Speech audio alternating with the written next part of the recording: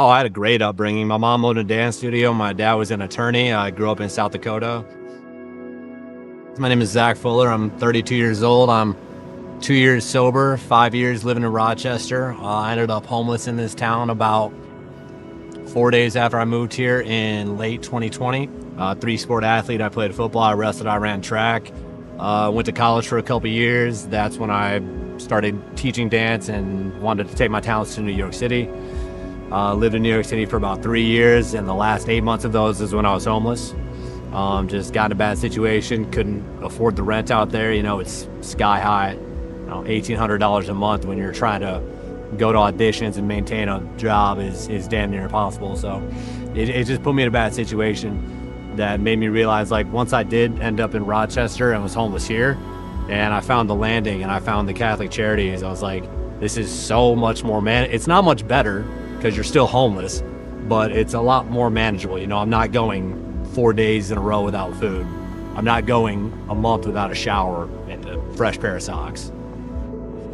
Spent the first couple of days just kind of, exploring around downtown, sleeping in stairwells, not really sure what to do. And eventually I bumped into someone who did take me to the Landing, which was a absolute blessing. To have a place where you can get all of your basic human needs met when you're not with a house and not with a place to,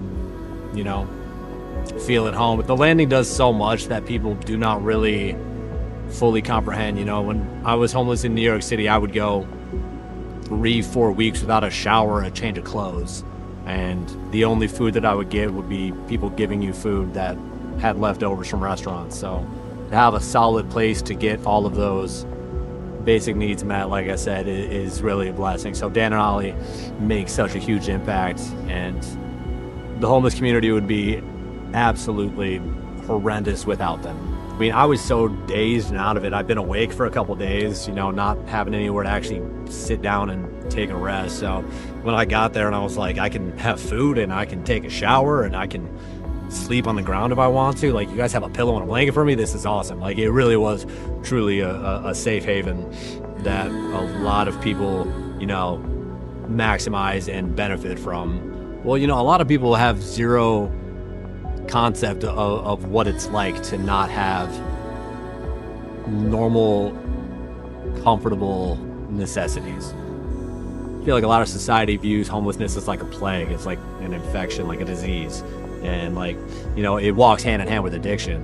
So there's a disease aspect of it, but it's such a fixable, solvable problem. Probably about November of 2020 is when I first really started messing around with meth. Got into it pretty when someone had it, I'd be down, and it's very tied into the homeless community. You end up 2 a.m. the people that you run into, usually they're on some kind of drugs, and you got to get in to fit in. So I'm like, shit, like, I'm down, I'll try whatever. Like, life sucks right now, dude. I'm fucking homeless, like, might as well hit this shit that's on this foil. And next thing you know, every single dollar that came my way was going towards that, and that consumed my life for about 3 years. And I would come to the Landing when I was out of drugs and didn't have anything to keep me going, and I needed food, and I needed a shower, and I needed a fresh pair of socks. And eventually, I ended up deciding that I needed to go to treatment, and I got out of here for a little bit. That was about 2 years ago. Yeah, 2 years ago to this day, I'd be in treatment. And got out, and now when I come back to the Landing, it's such a different walk through that door. Like, I'm not here because I need to be. I'm here because I'm doing interviews like this, or I came to donate some clothes, and like, I'm on the side of life where I can be giving back now and helping out to a place that helped me a lot. I'm a recovery coach now that I'm helping people that were going through the exact same thing I was going through. I got a first-hand experience on how to get through it, and now I can help people who are also going through it. I'm proud of a lot of stuff. I exercise every day, take care of myself. Got a vehicle paid off. I'm in school. I'm trying to be a firefighter. That's the end goal. So yeah, a lot of stuff's going good right now. I would say I'm living a better life, just because before I went through my addiction and being homeless in Rochester and stuff, I was living in my hometown, South Dakota. I was working at a nursing home. I didn't really know what I wanted to do. And like, I had an apartment, I had a car, but like, I didn't have any direction.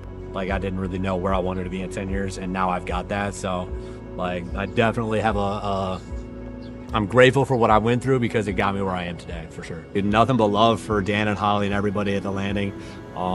If you guys ever don't think you're making a huge difference, you really are.